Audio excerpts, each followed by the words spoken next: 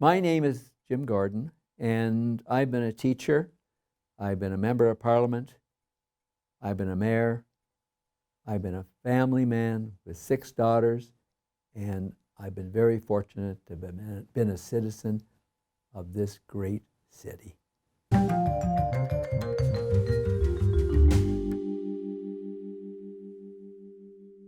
When I was a boy growing up, my father, Jim Gordon, was a man who worked very diligently for a number of mining companies. And he came over with his father, mother, brother, sister, just before the First World War. They eventually moved to Sudbury. And my father married Mamie Kilby. My mother was also very tenacious, and she had a strong sense of social justice. My father was more of a company man. My mother was a social justice woman.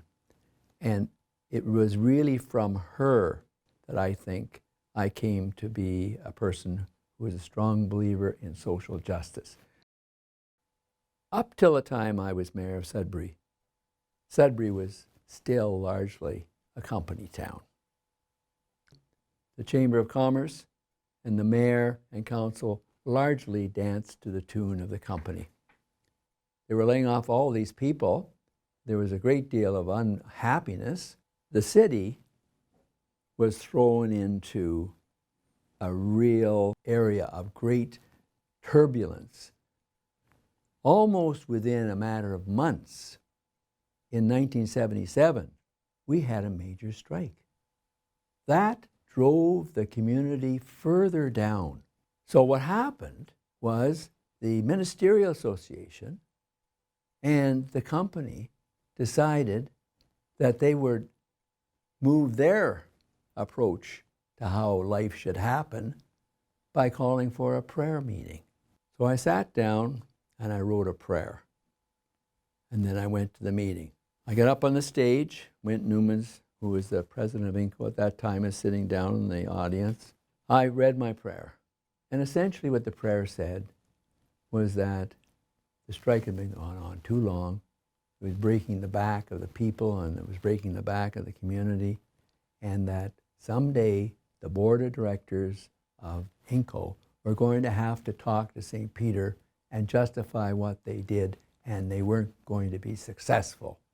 Well, it just blew the room apart. It was on the national news that night, okay?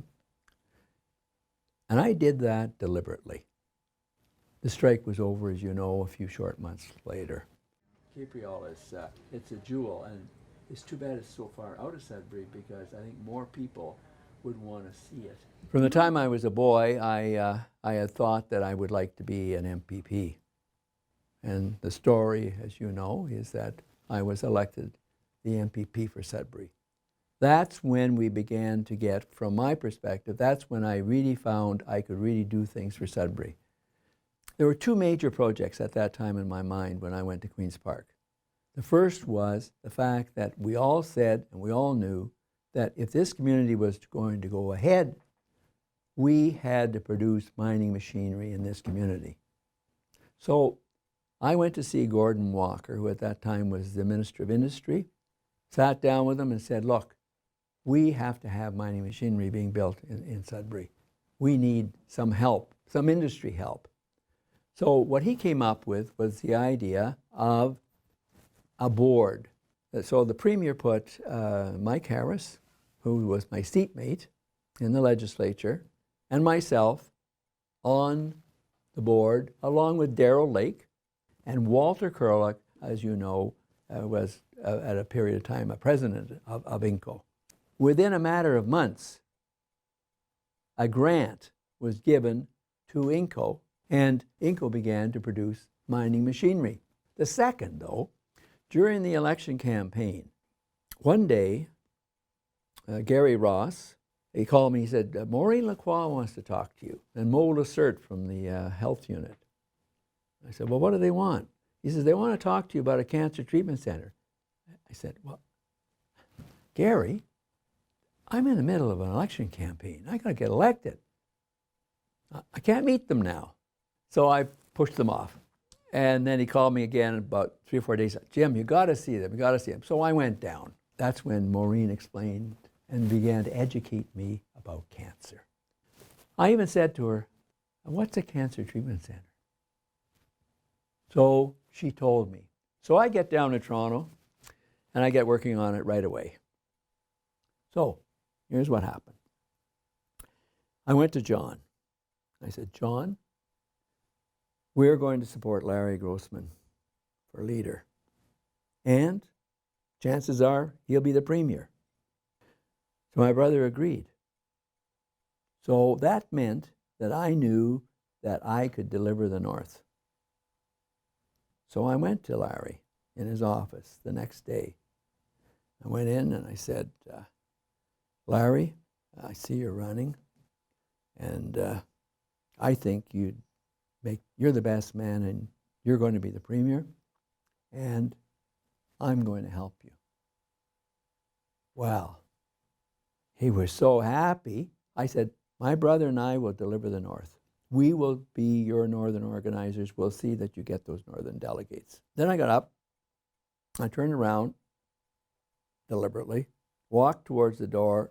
Halfway to the door, I turned around, I looked back at him. But Larry, there's one thing I want to ask. The Cancer Treatment Center for Sudbury.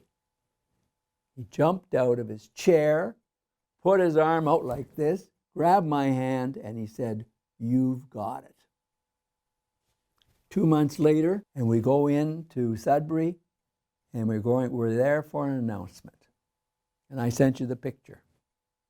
In the picture, there's Maureen Lacroix, Bill Meakin, Dr. Demera, John Gagnon, and I'm standing next to Bill Davis. I got that. I never forget that picture because I look so happy. I mean, it's just like, you know. And then Davis takes the shovel, puts it in the ground. That's it. The decision's been made. There will be a cancer treatment center in Sudbury.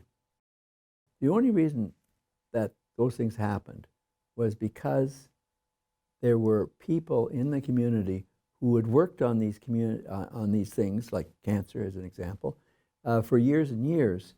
But I was just lucky to have been given the opportunity to be able to close the circle. You might say that I was a closer. If you want something closed, you call Jim Gordon. Sudbury and its citizens are a phenomenal example of making things happen. Take the medical school, the cancer treatment center, the regreening, the mining, machinery, all of that was made possible by people who had ideas and the drive and the vision to want to make it happen and to make sure that the circle is closed.